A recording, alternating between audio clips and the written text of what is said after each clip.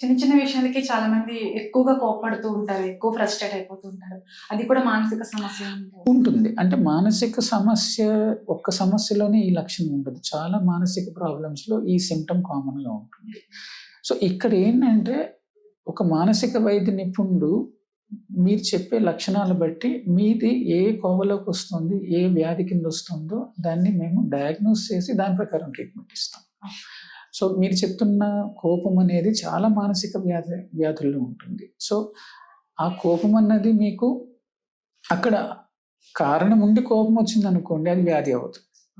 కారణం లేకుండా చిన్న చిన్న వాటికి కూడా కోపం ఎక్కువ వచ్చి అది మీరు తట్టుకోలేనంత కోపం మీరు ప్రదర్శించి దానివల్ల అవతల పర్సన్ని హర్ట్ చేశారు ఆర్ వస్తువులు విసిరేశారు అంటే చాలా పీక్ లెవెల్లో మీరు కోపం చూపిస్తున్నారు అనుకోండి, అది వ్యాధి లక్షణం. ట్రీట్మెంట్ ఎలా ఉంటుంది సార్? ఎలాంటి వాటికి? ట్రీట్మెంట్లో మనకు మానసిక వ్యాధుల్లో ట్రీట్మెంట్లు ఎప్పుడు 2 రకాలు ఉంటాయి. నేను ఇందా చెప్పినట్టు therapy and medicines. So therapy అనేది చాలా మటుకు మైల్డ్ ప్రాబ్లమ్స్కి థెరపీ. సో చాలామంది సైకియాట్రిస్ట్ అంటే మానసిక వైద్య నిపుణుల దగ్గరికి వెళ్ళడానికి చాలా సంకోచిస్తారు. సో ఒక మానసిక వైద్య నిపుణుల దగ్గరికి వెళ్ళడానికి కొన్ని నెలలు పడుతుంది వాళ్ళకి. వ్యాధి వచ్చిన ఒక 6 months 1 year వరకు వాళ్ళు సరైన డాక్టర్ని కన్సల్ట్ అవ్వరు. ఇంకా మనం కరెక్ట్ చెప్పాలంటే మన సొసైటీలో ఎలా ఉంటుందంటే ఫస్ట్ మంత్రగాళ్ళ దగ్గరికి వెళ్తారు, అవునా? సో మంత్రగాళ్ళ దగ్గరికి వెళ్ళి అక్కడ అన్నీ చేయించుకుంటారు. అక్కడ చాలా మనీ ఖర్చు పెట్టేస్తారు. హెల్త్ బాగుండట్లేదు, ఎవరో చేతబడి చేశారు, లేకపోతే ఎవరైనా మంత్రాలు చేస్తున్నారు, వాళ్ళకి ఎవరి మీద ఒకరి మీద డౌట్ ఉంటుంది. సో ఫస్ట్ అక్కడికి వెళ్తారు.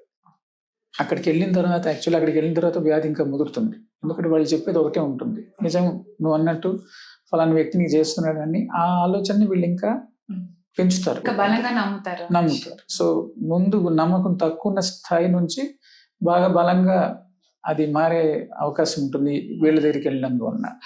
సో దానివల్ల వ్యాధి ముదురుతుంది. ముదిరిన తర్వాత వాళ్ళు ఇందాక చెప్పినట్టు ఫ్యామిలీ ఫిజిషియన్ దగ్గరకు లేకపోతే వాళ్ళకి బాగా పరిచయం ఉన్న డాక్టర్ దగ్గరకు వెళ్ళినప్పుడు వాళ్ళు మానసిక వైద్యం సజెస్ట్ చేస్తారు.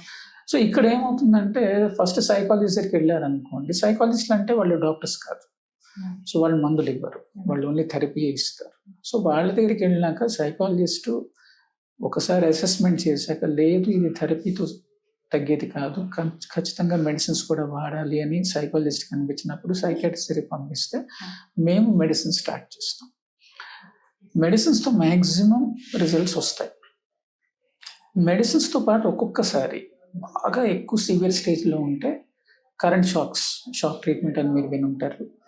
సో మూవీస్లో కూడా చూపెడుతుంటారు కదా, అలాంటి ట్రీట్మెంట్లు కూడా ఇచ్చే అవకాశం ఉంటుంది.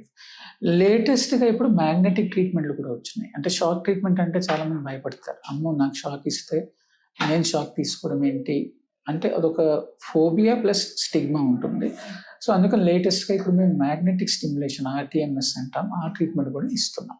సో బేసిక్గా ఏంటంటే ఫార్మకాలజీ అంటే మెడిసిన్స్, నాన్ ఇన్వేజివ్ ట్రీట్మెంట్స్ అంటే మెడిసిన్స్ కాకుండా magnetic or current shock treatment ఉంటుంది.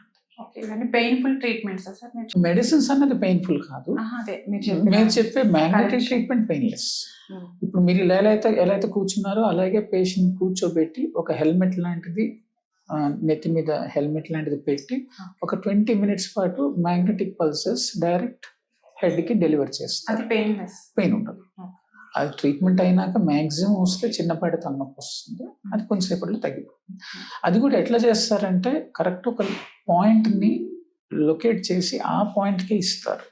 అంటే ఇప్పుడు ఫర్ ఎగ్జాంపుల్ క్యాన్సర్ పేషెంట్స్కి రేడియేషన్ ఎట్లా ఇస్తారు, ఓన్లీ క్యాన్సర్ ఏరియాకి రేడియేషన్ ఇచ్చి మిగతా ఏరియాని అవాయిడ్ చేస్తాం కదా, in the same way magnetic stimulation కూడా బ్రెయిన్లో ఏ ఏరియా అయితే డిఫెక్ట్ అనిపిస్తుందో ఆ ఏరియాకే మ్యాగ్నెటిక్ పల్సెస్ డెలివర్ చేస్తారు.